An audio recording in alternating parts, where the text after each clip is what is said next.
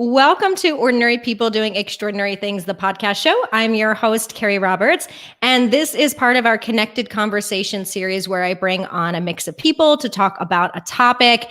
Our topic today is talking about failure and success and can one lead to the other. And I have three wonderful guests with me. I have Lee. She has been on these for, I think, almost a year now, Lee. You've been able to give a lot of different expertise, which is great. AJ, he and I used to dance together. Lee is also a dancer. Welcome, AJ. Excited to have you here as well. And Bodhi and I used to work together a while back and excited to have him joining us here as well. So welcome. So excited. Yes, Thanks for having we're me, excited. Carrie. Thank you. So I want to start, I was thinking about this, kind of starting about the words failure and success. And I'd like to start with, defining them in your own way. And I kind of came up with my own definition, but I'll let you all start first. So when you think of the word failure and you think of the word success, how do you define it in your own words? And whether you thought about this or off the cuff, Lee, I'm going to start with you first. Yeah, I actually remember when you first said that this was going to be our topic. And I said, well, for me, I try not to look at things as failures, but I'll look at things as maybe something that didn't go as I expected, or something that, I thought I wanted to do, but then it just maybe didn't work out. So, failure's a hard word, but, some people may look at things and say it's a failure, but I think it's all on how you look at things. So AJ, what are your thoughts here? Failure and success. Do you have a specific definition that you've come up with, or anything coming off of what Lee said? I think context is also very important in definition of either word. But usually for me, I kind of stick to more of a dictionary definition of, not achieving a desired goal, sometimes within a defined time frame. But it varies situation to situation. Yeah. Bodhi, thoughts, failure, success, your definition?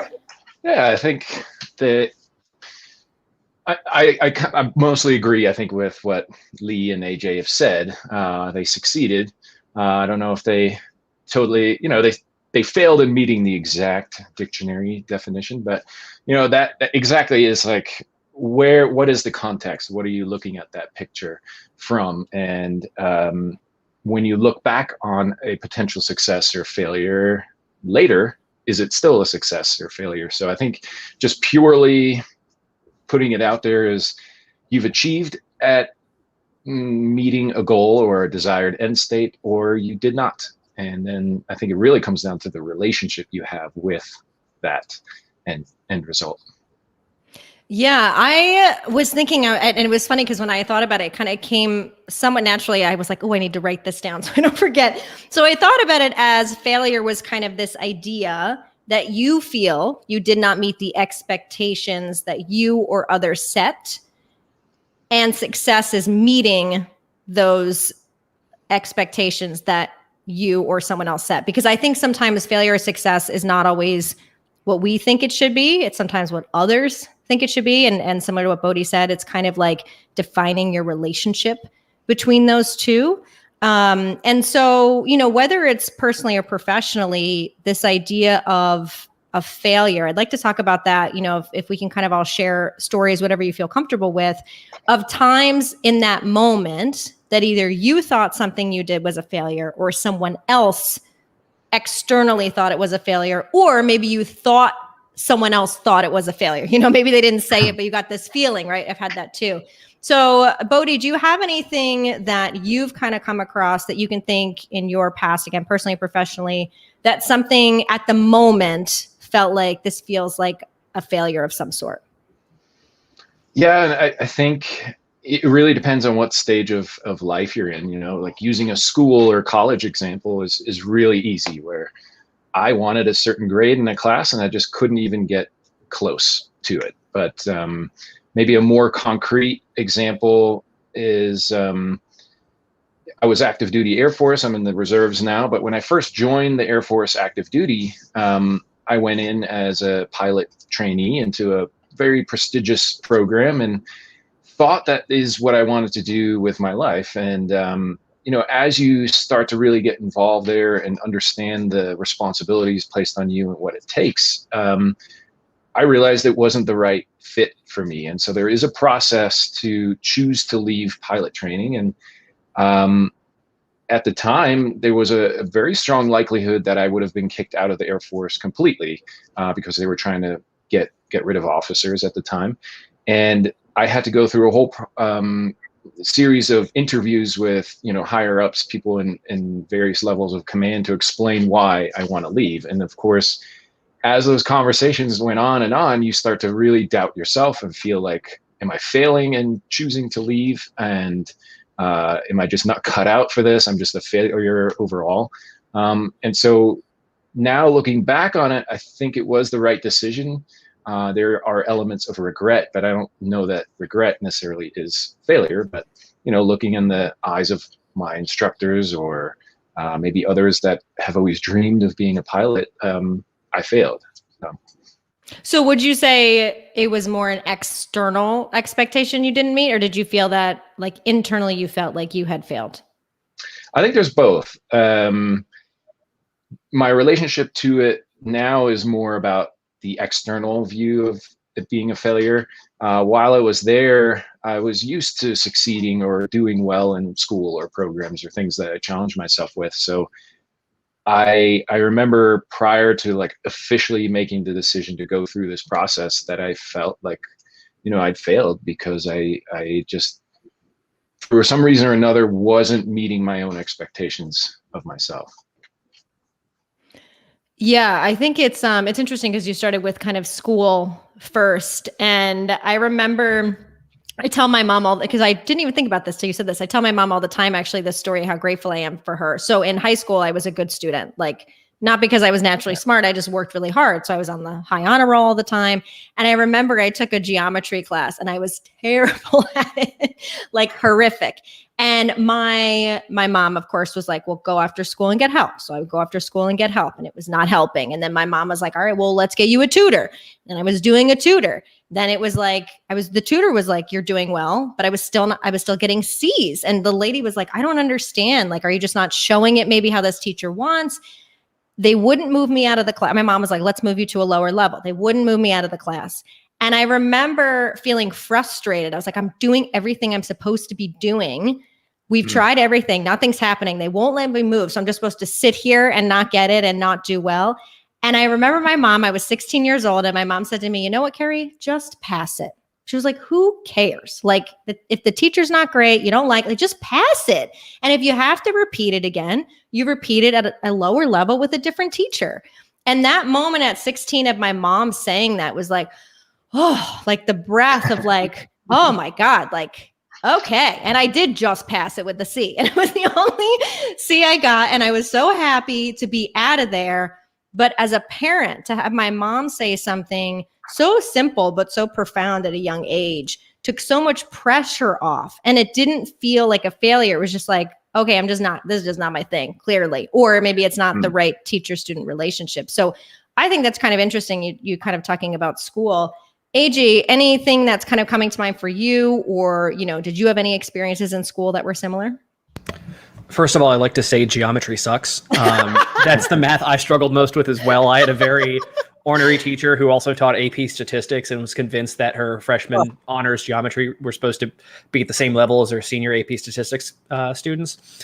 But I mean, I also did very, very well in school. In college, I set up my classes where if I was worried I would struggle and fail, I could easily drop it before that happened and then take it again later. For me, it actually happened in a professional setting. I had a buddy of mine reach out to me. I'm probably about 4 years out of college, say, hey, we're hiring, would you be interested? I'm like, oh yes, this company does the kind of work that I really wanted to get into. And they have some of the best benefits I've ever heard of. I want to do it. And so I go in for the interview, and I get the job and I start working there. And it turns out it's far more software development than I thought it would be. I don't know what I thought it would be, but it was a lot of software development. I had taken all of 3 classes in college.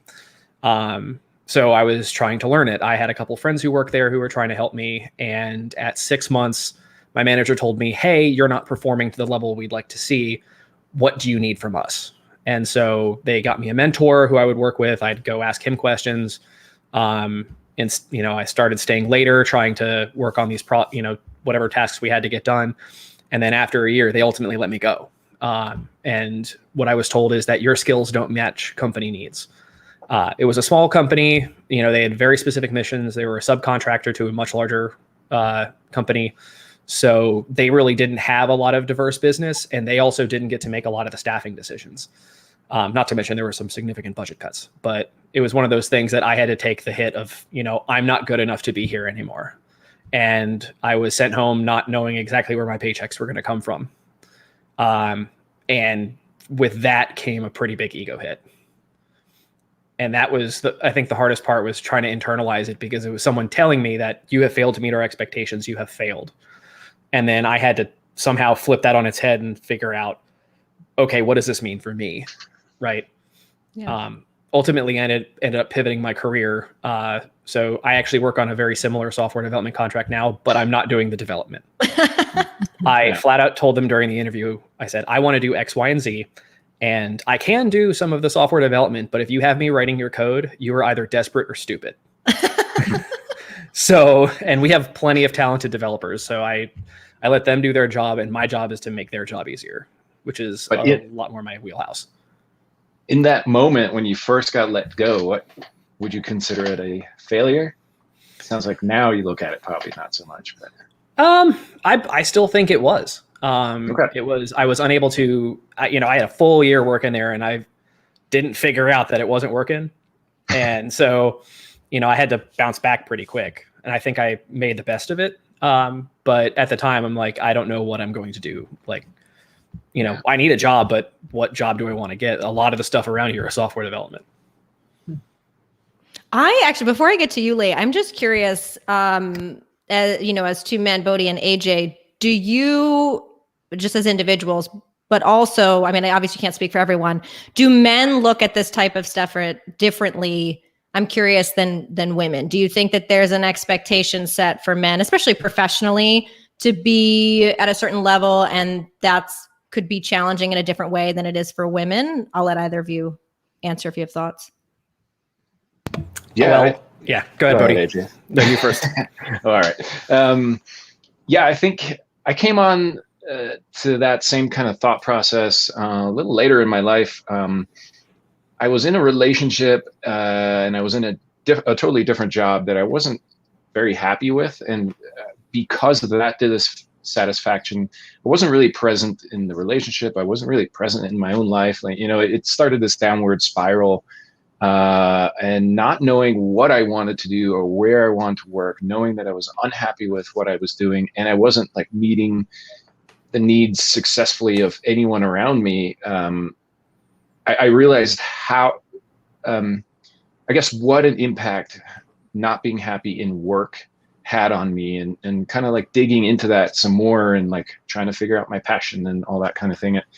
It became pretty clear that from what I learned is that men especially are very driven and motivated and feel successful by their vocation or their work. So if you find a man unhappy in his work, I think overall we'll start to feel more like a failure than perhaps women do. I think we just derive a lot more meaning from what our work is. AJ, do you feel the same way? Or I'm curious your thoughts on that as well. Sort of. I may talk in circles and end up in the same place, but because I have seen my wife have to slog through a job where she was absolutely miserable, and she life was not good. The phrase "happy wife, happy life" definitely applied, and it wasn't through any of action of my own. But I know for me, when I'm miserable at work, I'm also not a lot of fun to be around. And so if we're going to do broad sweeping generalizations, I would say yes, generally men derive a lot of self-worth from their work. But I can't speak for all women in that case. So I guess, I kind of ended up in the same place as Bodhi. Yeah. All right, Lee, you've been working a long time. You're very high up. You and I've talked before. You've been the quote unquote breadwinner in the family. You are a very driven individual, but also someone who makes so much time for your hobbies as well. So curious, any thoughts that you have on what they just shared? And then if you want to share kind of your moment of feeling quote unquote a failure. Yeah. Yeah. I mean, I can relate to what they're saying about, work as well. Again, it's about perspective. I guess my story is, when I graduate, when you talk about college and graduating college and you got your 4-year degree and you're like, okay, I'm going to go out and get a job. And, I got my apartment and then wah, wah, wah. Oh, I mean, I got offers, but they weren't enough for me to live on. So I'm like, here, I have this degree, but, I can't take, one of the jobs in my industry. So I ended up waitressing, and I actually waitressed 2 jobs. I took a part-time lab job just to keep my feet wet.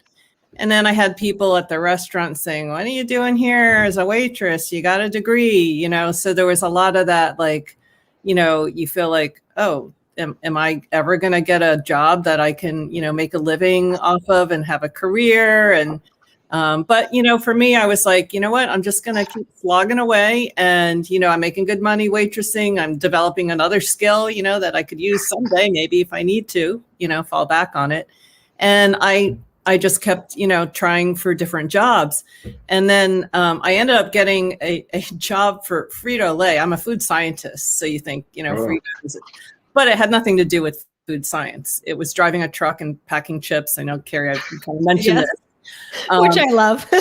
Oh my God. I'm like, so because it was good money, they didn't have a lot of females. They wanted females to start at the merchandising level, driving a truck, packing chips, so that they could move up in the ranks. So I thought, here I am. Hey, I'm an independent woman. I can drive a truck, and, I can do what men can do, and all that. So I get in there to the job, and it's like January and February, which is the worst time to be driving a tractor trailer around, or a step van, in the middle of winter, and having to drive up to loading docks and pack chips. And, one of the things I always say, you think chips are light, but not when you have boxes of them on a hand cart trying to get them through the snow up in, into the stores. And I just remember, like thinking, oh God, what did I do?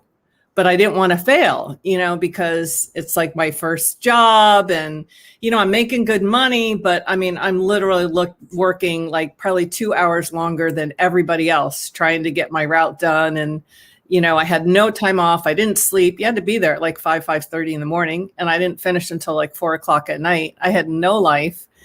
And finally I was like, oh my God, like, how long can I keep doing this? And luckily for me, I had interviewed with a job, and I didn't get the offer for this job. So here's another failure, right? I didn't get this one. Actually might have been able to, pay enough for me to make a living. I didn't get the job. I took the Frito job. But 2 months later, the guy that was supposed to take the job didn't end up taking the job.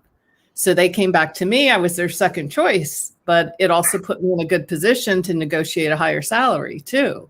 So thus I was able to, quit that Frito job, which I only worked for 2 months, and, take a job in my industry. So, it ended up working out. But for me, I realized, like, sometimes there's things, I do feel like I kind of failed with the whole chip thing, but it was a learning experience. It's like, a little bit of, I bit off more than I could chew because I just thought I could do it.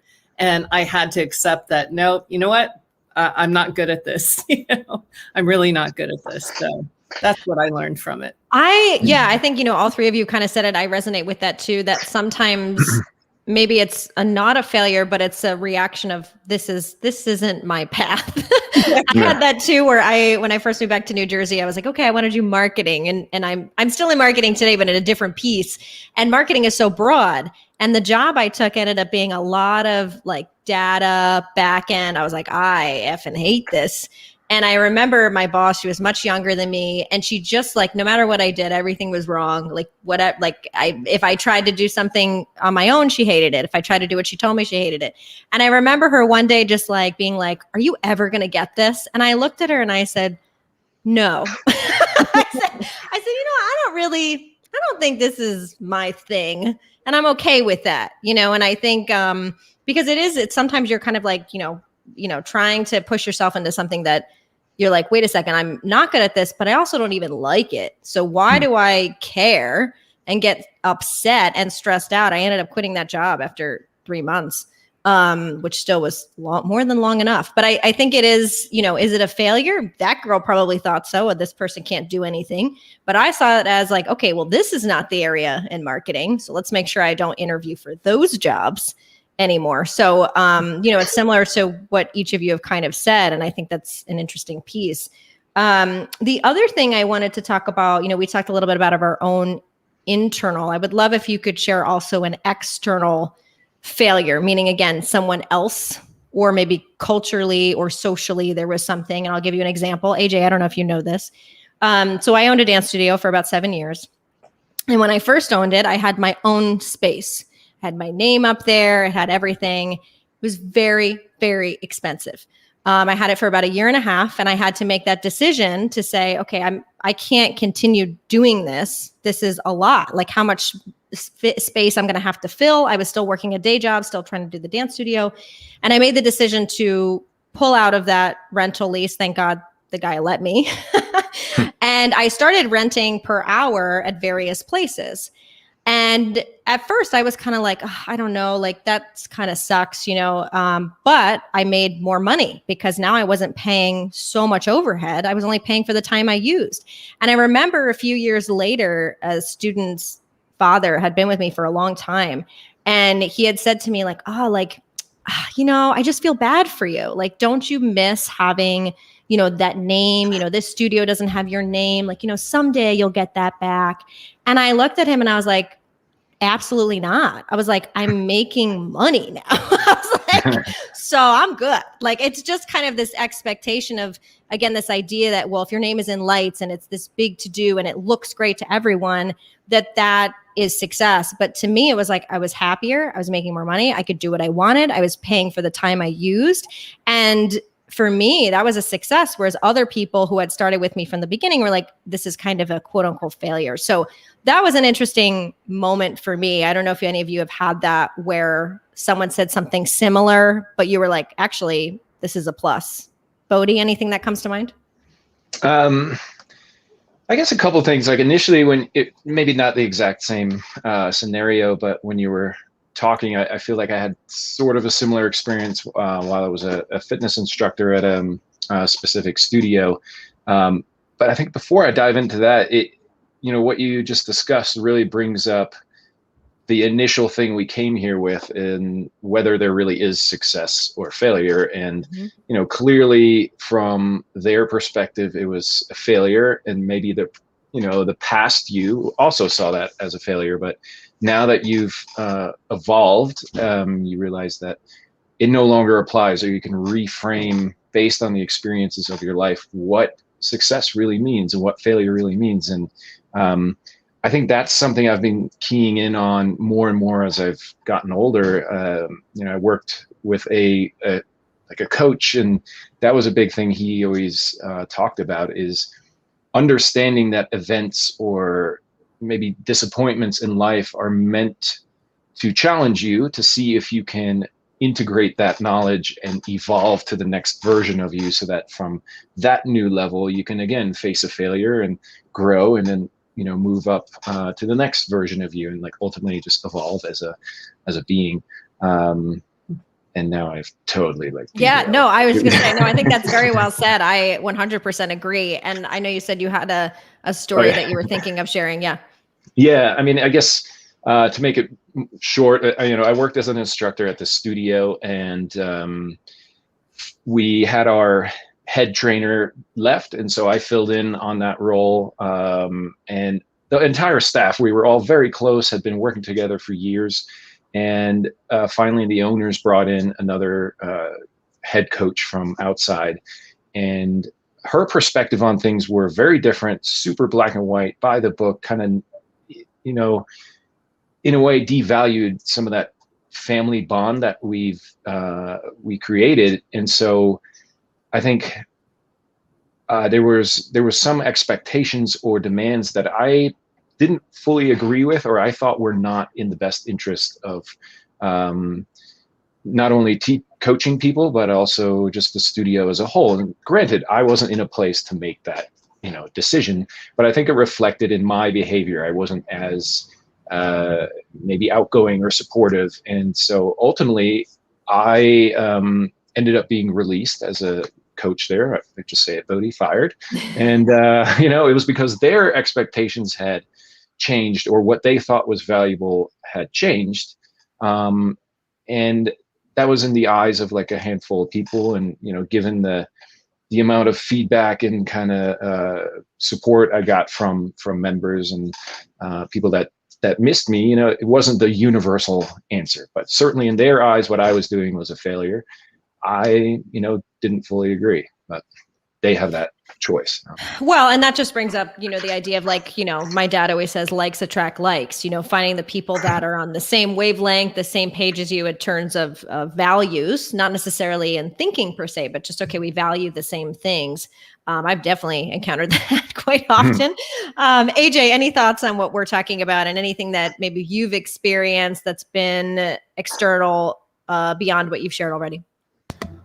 I am having a hard time thinking of anything from my life that's been very similar.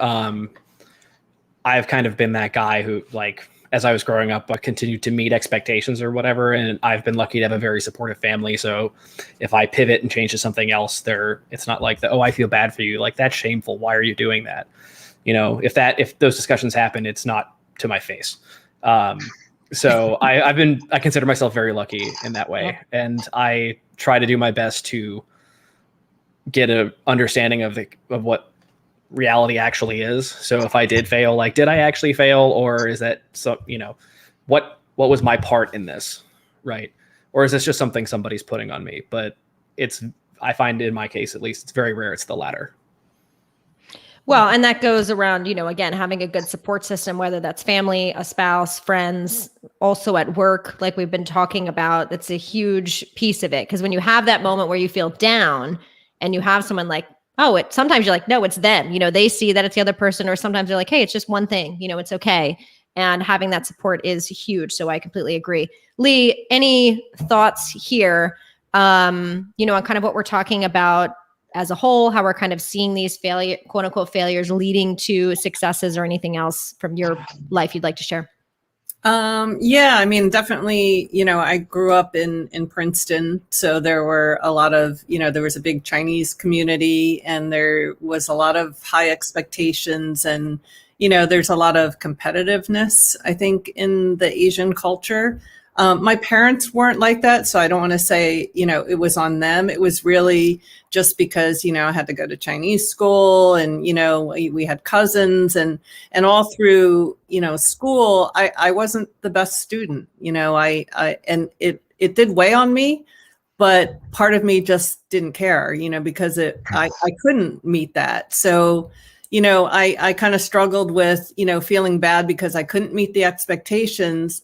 But the other side of me was like, well, if I can, I'm just going to have to be who I am, and they're just going to have to like it, so, I went to college, but I didn't go to Ivy League. I went to Rutgers, which was a good school, but it definitely wasn't, it wasn't a Harvard or Yale or MIT. So, I kind of had that hanging over my head, but I think it made me, in a way, work harder in other ways, just to kind of prove I can be who I am and still feel successful.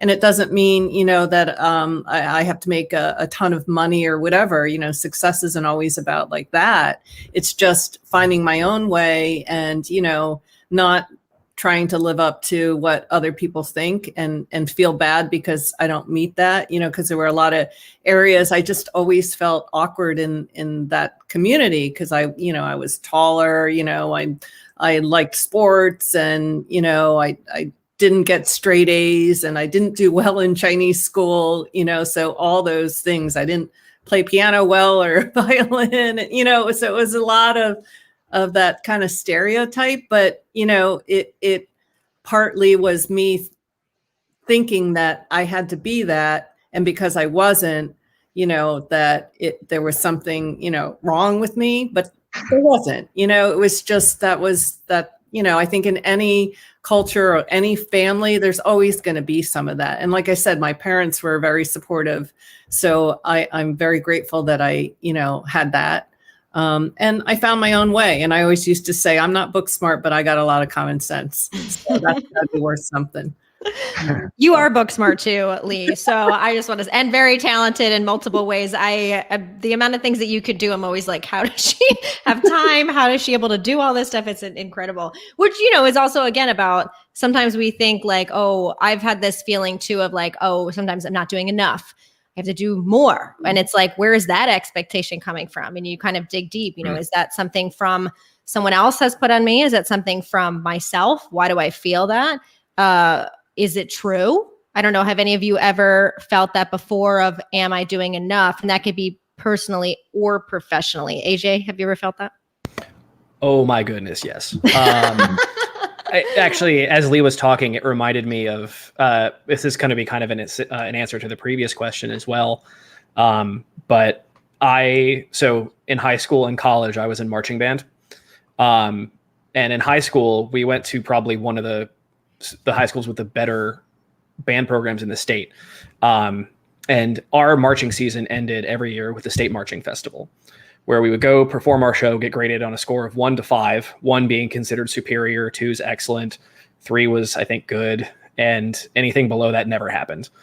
And in order to be a Virginia State Honor Band, you had to get a 1 at the State Marching Festival and a 1 at the District Band Competition in the spring.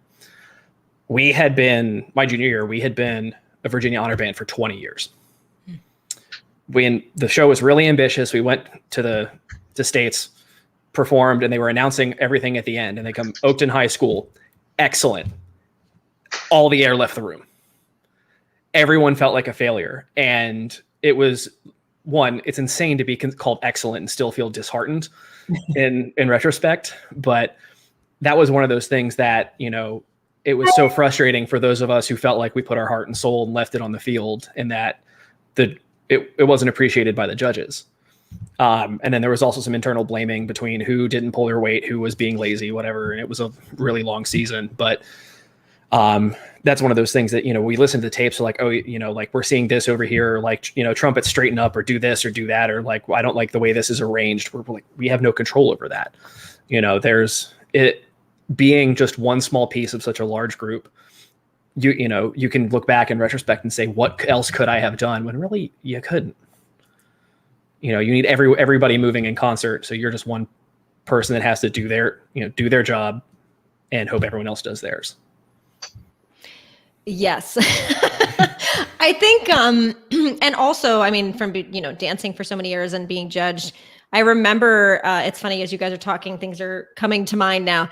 Having been competitive as a dancer and then a dance major in college, I think I was about 26 and I was taking a dance class, and something hit me where I was like, wait, dance is for me. Like, cause all of a sudden it was like so many years of judgment and grading.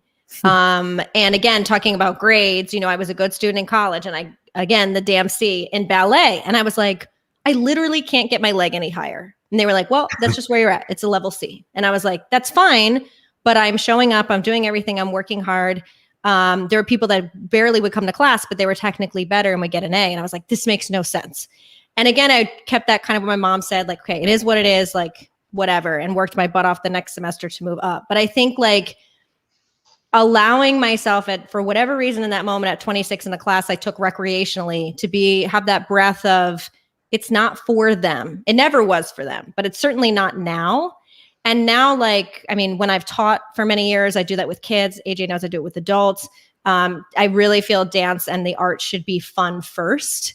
Unless you're trying to be pro, obviously it's a different level, but it's like, you should enjoy it. It should be for you. Otherwise, why are you doing it? So that was kind of epiphany for me. I know, Bodhi, you kind of got into acting fairly recently. And I remember when you first told me, because you, like I said, were military, you were government, and you were like, forget it, I'm doing fitness and acting. And I was like, oh my God, I love this. I'm so excited. Did you, how has that kind of been going? Has there been that sense where you've realized, okay, I'm doing this for me and it doesn't matter what anyone else thinks? Yeah, certainly. But I think it's hard to separate judging yourself or trying to attain a certain progression. Acting is no different. I think when I first came upon it and really dove in, I found real satisfaction. I found challenge and really enjoyed that process. And as you get more and more involved, of course, you learn more things that you didn't know, and you figure out different levels to attain to. And yeah, like I mean, even just taking this specific year as an example, I've had more auditions than I've ever had in my career. And that, probably last year or the year before, I would have said, my goodness, this is a huge success. Like, I'm getting all these auditions. This is awesome. But I'm now sitting at a place where I say, I'm not booking necessarily a higher percentage of those jobs. And so what's wrong with me? Why am I, not doing well? And it's just like putting those two thoughts together, really just, it's kind of nonsensical, like celebrating the fact that I'm getting these opportunities, but then being upset that I'm not capitalizing on them. And then, like you mentioned in the arts, it should be fun first. And maybe success and failure only exist as words in the scope of competition. So, but in the arts, in acting, it doesn't even really make sense to say, I'm competing against someone else. You're just offering, and I think that's the hardest thing to learn. It's like you're offering what your instrument allows you to do, what you're capable of bringing, your version of that character. And, there's people with lots of money or decisions to make and processes that you'll never have an insight into that say, what, it's great, but it doesn't fit what we need. And now you're left with dealing with the fallout from that. And often you have no idea why, it wasn't success. Your song didn't get played. You didn't succeed in a dance competition. So, yeah. Yeah, I'm like so many thoughts as the artist coming in my head. It's funny because so Lee, when I started ballroom dancing, and we've been to studios where they do a lot of competitions. They always push that, and they were like, "Well, why are you here? What is your goal?" And I was like, "To have fun." They're like, "No, you need a goal." I was like, "To have fun." I said, "I've been a professional dancer of some sense for a long time." I said, "I'm doing this just for me." And they were like, "What?"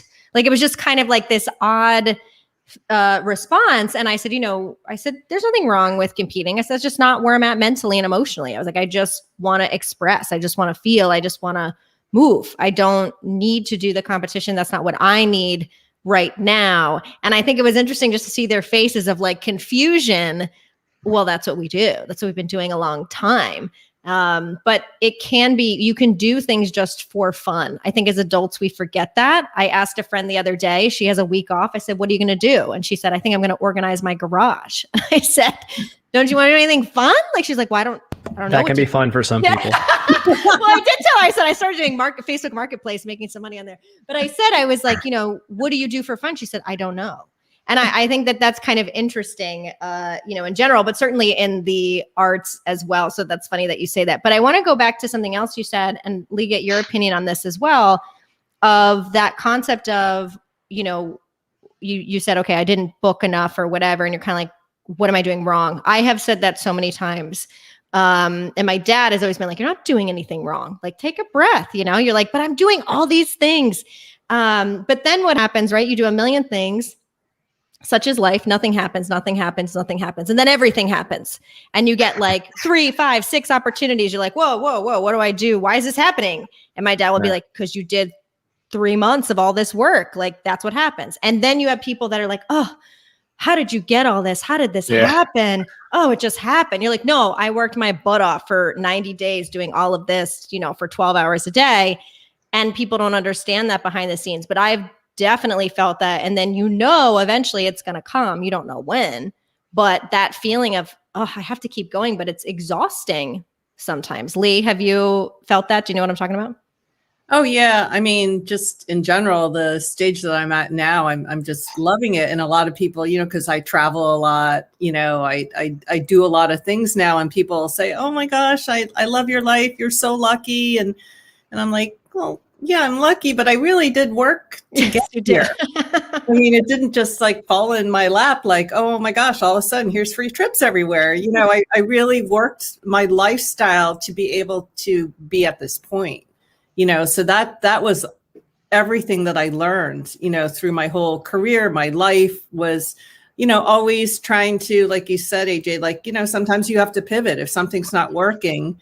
Again, like you can consider it a failure, but that's okay. But then learn from it. Like, which other direction do you want to take? So it's always, to me, I've always talked about being open and learning. And, it's all about perspective and how you look at things and how you take those, failures and make them opportunities to learn something from them. And it's funny when you were talking about the competition in the ballroom and all that. So I started ballroom dancing, never thought about competing. I really never competed in anything much in my life. And then here I am, 6 months into ballroom dancing, and I go to this huge competition. And I swear it was like deer in headlights. It was just like, full on makeup and costumes. And I just remember me and my friend came out of it like in shock. And I'm like, oh my God, I failed. I'm never doing this again. I'm not, forget it.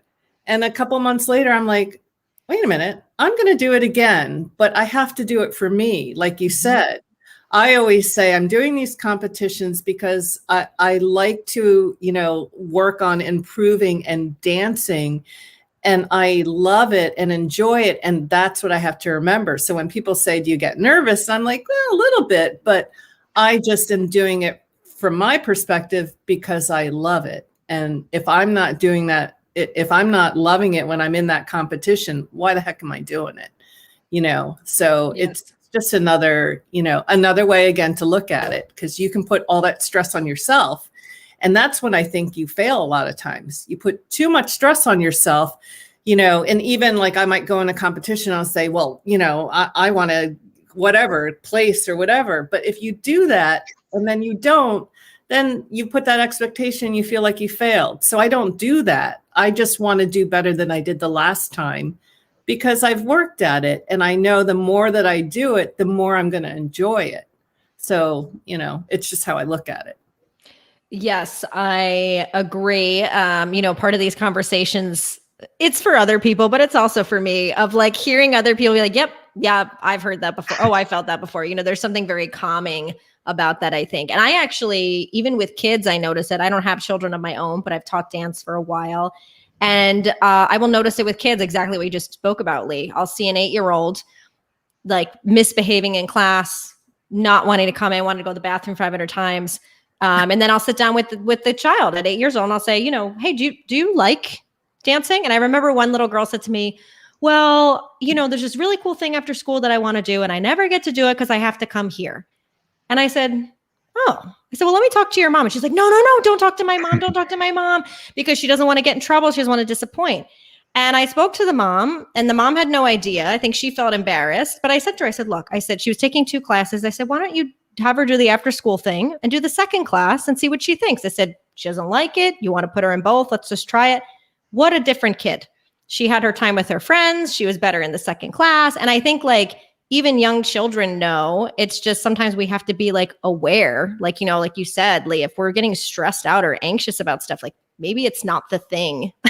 Maybe that is the sense of failure. And we just saw, with the Olympics, Simone Biles pulling out because of her own anxiety and mental health.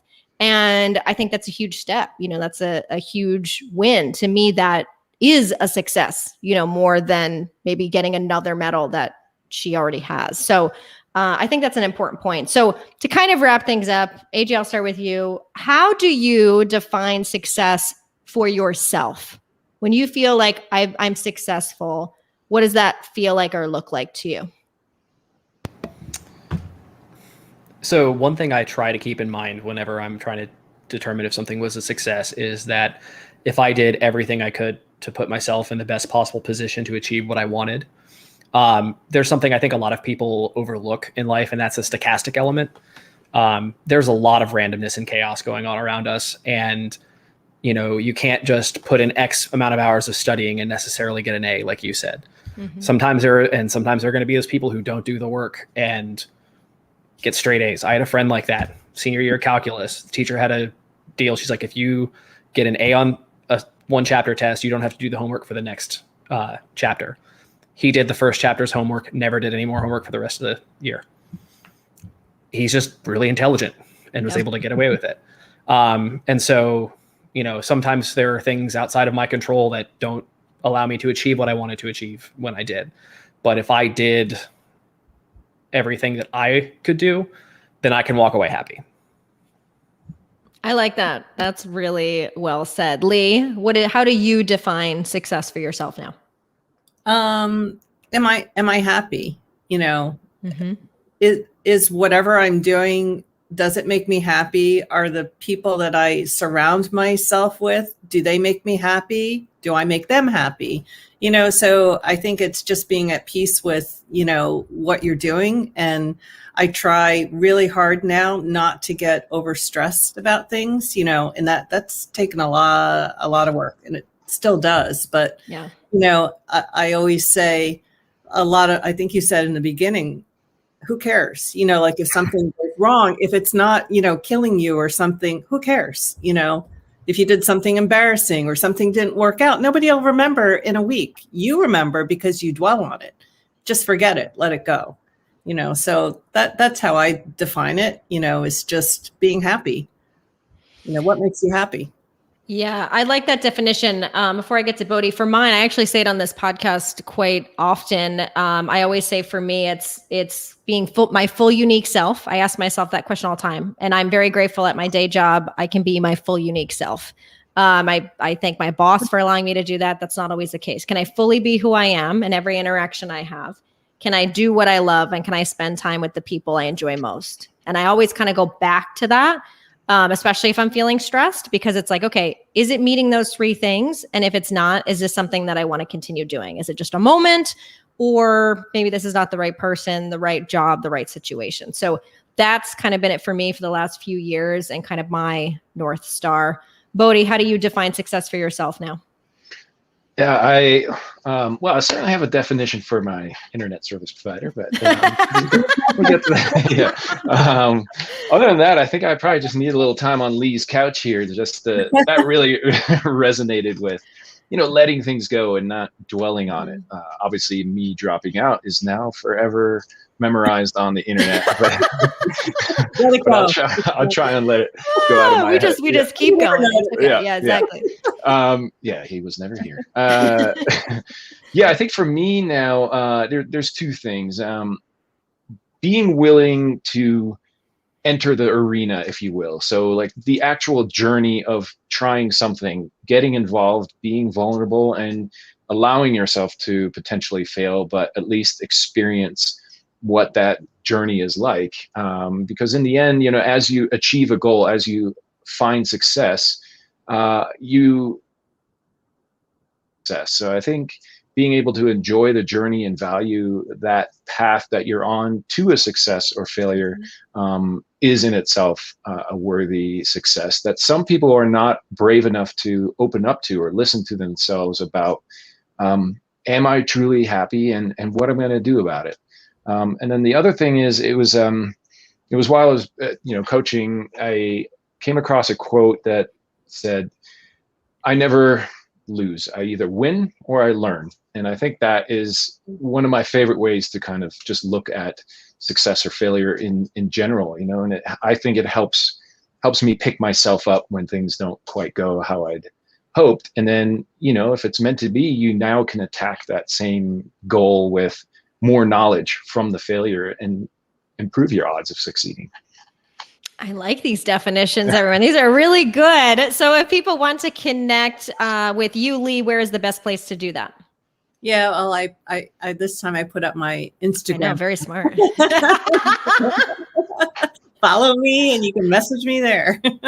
At artfully_created. She is a very talented artist, so you can check out her stuff. Bodhi, if people want to connect with you, where's the best place to do that? You can find me on all the socials at Bodhi Rader, one word, Rader. I'll be honest, I'm taking a huge break from social media. So if you send me a message there, I'll see it. It's just I haven't really been using those accounts very much. BodhiRader.com. You can shoot me a message there, or bodrad@gmail.com is direct way to send a message to me. Perfect. Well, I thank you all so much for sharing your vulnerability, your honesty. Definitely gives me some new things to think about. So I thank you all so much for being here, and I look forward to connecting again soon. Okay. Yeah. Bye-bye.